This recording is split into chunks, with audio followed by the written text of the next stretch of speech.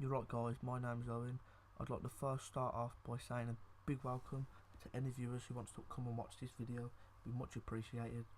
I'd like to quickly say before the start of the video that there won't be any gameplay because it's the first episode and I want to show you what team I'm going to be, the difficulty, some tips of what I'm going to do, and I'm going to show you my transfers and the first couple of weeks of the actual start of the season. So I'm going to be simulating through the friendlies because it's pointless playing the friendlies. They're just pretty much, you're not going to gain anything from them. They're going to be an unfair match no matter what. You're going to verse a team better than you or worse than you. It's very rare you're going to come against a team that actually is on the same level, like if you play within leagues. Whereas if you play within leagues, it's a lot more of an intense game. So you'll be seeing more clips and you'll be seeing more goals, hopefully. Not necessarily for me either, because I can't really try and boast because we're playing on legendary, so it could be a hard season for me or a good season for me. It's all just completely, it's a hit or miss really.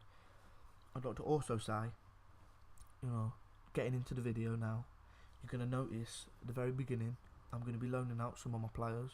If you look at the youths, you've got to try and loan out the youths as early as possible, because all the young ones aren't really that good. 40 odd, low 50s, it's quite pointless keeping, because I've got kind of a small theory for the leagues, but I'm not going to go into detail with that. It's quite pointless. I'll probably describe it in another video or something if it's wanted to be heard, but if not, then you'll never know. But basically, you'll notice I'm going to be going for a couple players. First, I'm probably going to go for a few free agents, because free agents are always the best bet to go for at the beginning of the season, because there's always people that have been released that have potential that they just can't keep because they just can't afford them, or they just get rid of them because they just cannot be bothered because their team's just too good and they just are too big headed, pretty much. So my point, you go onto them, you snap them up, and you earn them, you get them, you bring them in, you keep them for a couple of seasons, their value goes up, and if you don't like them, in the next season, in the January transfers, if you really don't like them that much, you can just sell them off, job done. You've made money on absolutely no one. You practically gave him, I think the wages, max wage you can probably give away, in free agents is probably around 8, 9, 10 grand, which isn't bad really, considering if they're that expensive you can sell them off easily a couple of 100k, so you've made your profit back. And you've made your wages back anyway, because you get the wages back, so that's no matter. I also want to quickly say, if you hear any background noise, I do apologise. Every now and then, I will tend to fidget with something.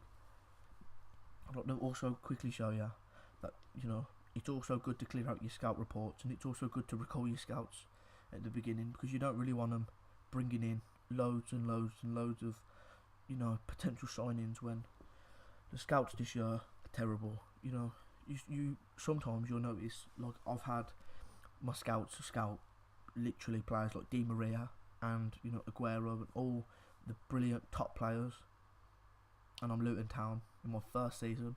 It's an absolute joke. The scouts are just broken, so it's just pointless you even trying to use them.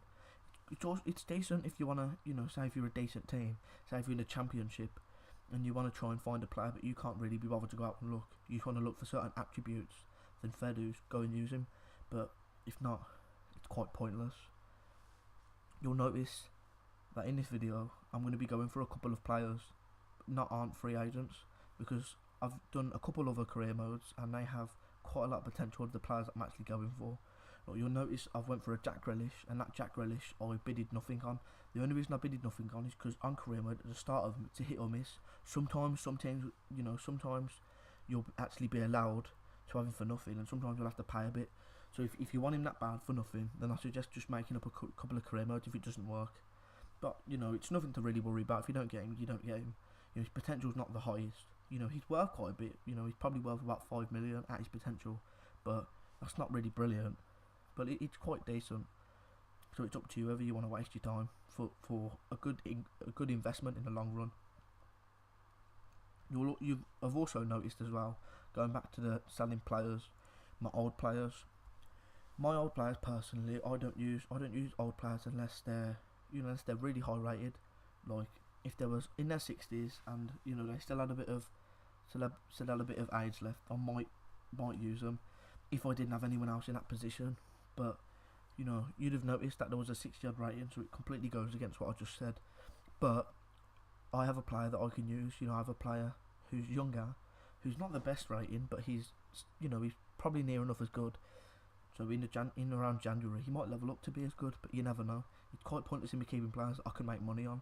You know, the first season or two, you've got to make as much money as you can to buy as much as you can. Because if you buy as much potential as you can, eventually you're going to earn enough money to be buying bigger players for your league. So you could be in League 1 for a bit, or in League 2 for a bit, and you might be buying players from the league above them, just simply because you've kept a couple of players, you've bought a couple of free agents, you bought a couple of, some young players, kept them for a couple of seasons, you sold them off, or you have expensive players, expensive old players, and you just sell them off instantly.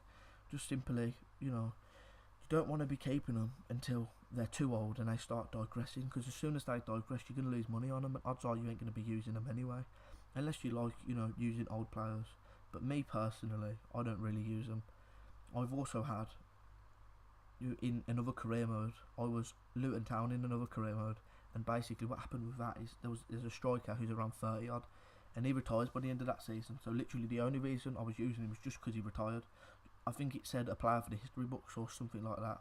So you must use him just out of respect, really. Well, I thought I just had to use him, and he was a brilliant player for the whole season. So he got me the promotion that time, which that's a good example of using decent old players. But it all depends on your personal opinion. If you want to keep them, sell them on, or even just have them on the bench, and it's completely your choice. But I suggest, depending what rating they are, get rid of them or don't. You'll also notice Jordan Graham. He's not the highest of ratings. He's not the best. He's quite young, so he's got potential. And me personally, I like players that have potential and that also are quite decent with the actual whole aspect of pace on the right side. It's a bit weird to say, but I like players like I use a 4-3-3 with a central attacking midfielder, and my right winger I always like to have pace on. So if he's got pace on, you can just run down that wing and you can just cross the ball in, and normally it's quite decent, because heading on career mode I believe is a lot better than heading on anything else, any other game mode on FIFA. So if you can buy a tall striker who's a decent target man, then go for it, but you ain't got to, because I'm not going for him at the minute, but I will eventually go for a tall striker. Also, if you keep watching the video, I'm still going to be scouting a couple of players. I'm still going to be having a couple of players being sent on report, because it's also good to look at a couple of players that have a bit of potential that you might be able to buy in a season or in January or a season after. It's always good to watch players.